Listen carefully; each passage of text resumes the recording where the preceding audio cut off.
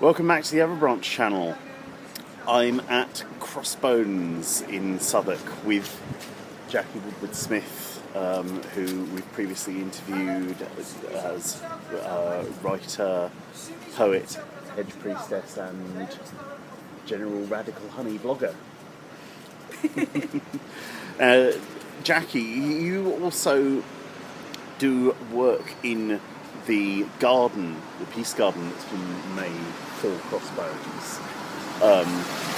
We're on the other side of the gates for the garden here, but it's open every Friday afternoon. Is that right? It's open every day during the week, Monday to Friday, from 11 till 2 in Red Cross Way in Southwark, near London Bridge Station. Mm-hmm. And the entrance is on Union Street, I think it is.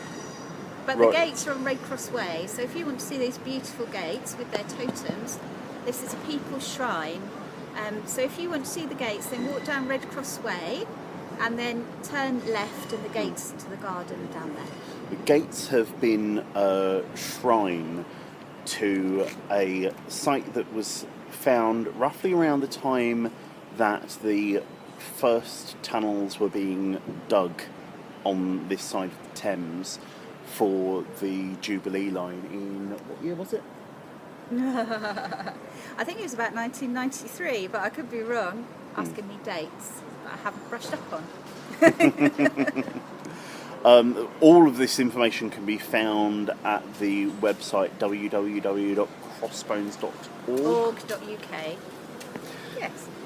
Which I'll have in the description. It's become a very central spiritual site to London,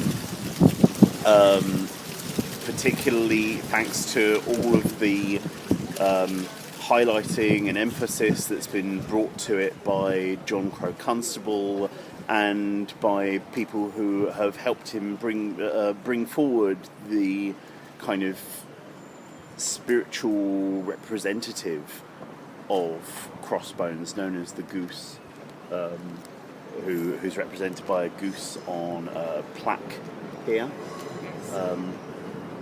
And thanks to the extra work of people like Jacqui, there's a ceremony at these gates, which also often ends with a brief evening visit to the garden on the 23rd of every month. Again, this information you can find in the Crossbones website. 7 p.m. on the 23rd, so 6:45 to 7 p.m. at the gates. But Jacqui, you work here every Friday afternoon, or every Friday open. Most Friday afternoons, yeah. And you keep the site clean, keep it tended. And what other things do you do? Well, what I'm there for is to welcome people into the garden, because we get a lot of visitors, and often they've just wandered by because this is a very busy part of London, and they don't really know what it is. So I stand in the garden and I welcome them and let them know what the history of the site is, really. And sometimes I do a little bit of gardening, but I don't want to pretend that I do a lot of gardening. I don't. I have built a tiny wall in a very ineffectual way in there, which I'm very proud of. And I do little bits of planting sometimes, but mainly I just drift around thinking how lovely it is, which is a good thing to do in the garden. It's a very uplifting space. It's very beautiful, and there are a lot of people who do a lot of work in there, much more than I do. But it is very uplifting, and surprisingly so when you see the history of the place. That these are the bones of prostitutes and paupers who really were thrown in there and abused, really, in life and in death. And people come here and they think it might be a depressing place, or that somehow that we're doing something for them in remembering them in that way. And we are doing something by remembering them, and it's beautiful that we do. But they do so much more for us. It is such a healing place, and particularly in Southwark, that's such a poor part of London, it's such really a dirty, really inner city kind of part of London, with a lot of poverty. And so to have this space that's so full of beautiful herbs and natural, indigenous plants, and there's a little pond in there, and I've seen dragonflies, and a wren in there, and there's lots of bees. You know, it's beautiful. It's like a beautiful little oasis, and yet it is still completely Crossbones. You know, a lot of the walls are made from rubble that was found on the site originally. There's a pyramid, a sort of bonkers pyramid that is the walls have been made out of oyster shells, which would in those times when the geese were here have been the food of the poor. So the oyster shells are beautiful, and of course they look like a yoni as well, which is very symbolic of the prostitutes who have been buried here. So yeah, it's very beautiful.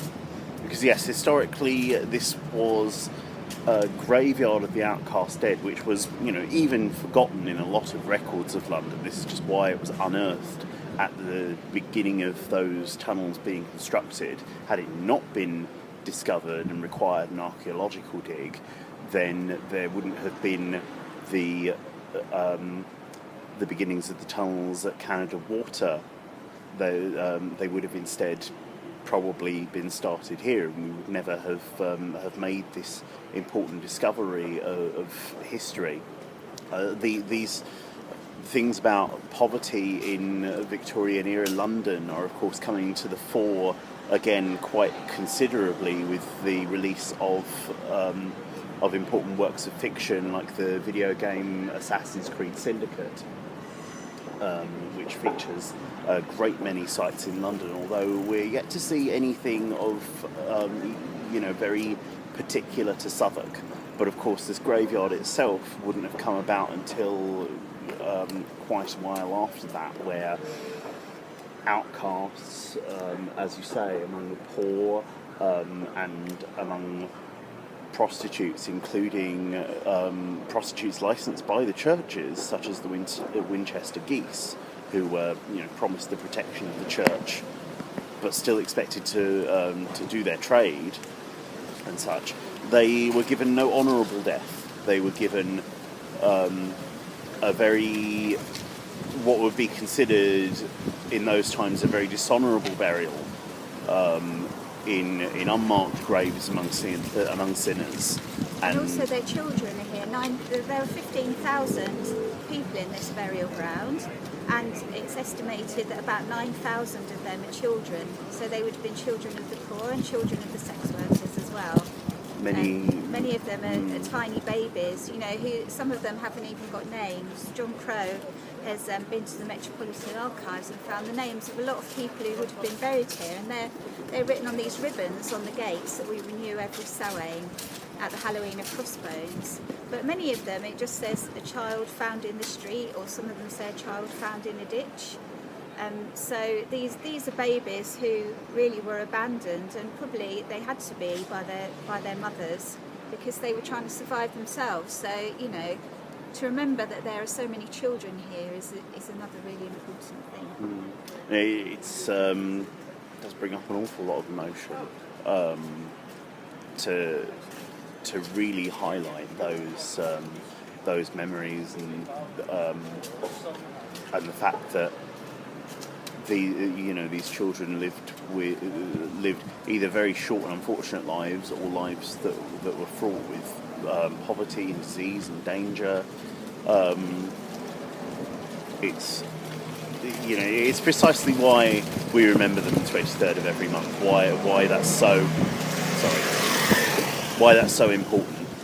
And we also come now. What's beautiful about this shrine at the gates is that people have started to remember their own dead. So there are lots of names here of people, friends and loves and beloved family of people who stand at the gates now have tied the names of their dead on here. So it's really beautiful. And people putting their dogs and their cats on there now. It's beautiful. It's become a symbol in this almost fringe part of London culture that's still very much in central London, very much so close to the city, where we're not just remembering history, we're remembering the outcasts that are even among us today. Of which there are many. And remembering this as a symbol that represents us all as outcasts, and remembers that as as John Crow would put it, we're all prostitutes, but only some of us wear high heels. That's very true. We've all got something of the outcast in us, you know, we've all got things that we try not to show to the world, that we feel ashamed of, or that we hide, and all those things can be brought here. And it's no religions and all religions, you know, the goddess is here.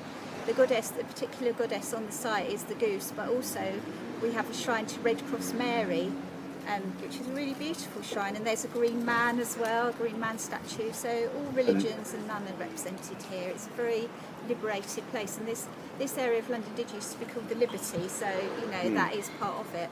And the Liberty of St Mary Overy, who's remembered as the aspect of Virgin Mary very close to sailors who went to these docks. Were part of the docks, and were probably very much part of the local culture at the time that the docks around Southwark were so active. So thank you again, Jacqui, for taking your time to talk about Crossbones with us, and I'm sure I'll look forward to interviewing you again, hopefully interviewing John Crow, who runs the Crossbones ceremonies at some point. And of course I will have uploaded this quite close to the 23rd of November, which will be the day of the next Crossbones Vigil at 6:45 for a 7 p.m. start at these gates in Red Cross Way in London. So thank you very much. Hope some of you will take an interest in Crossbones, maybe even attend a vigil. Please like and favourite the video, subscribe, and keep watching the Everbranch channel.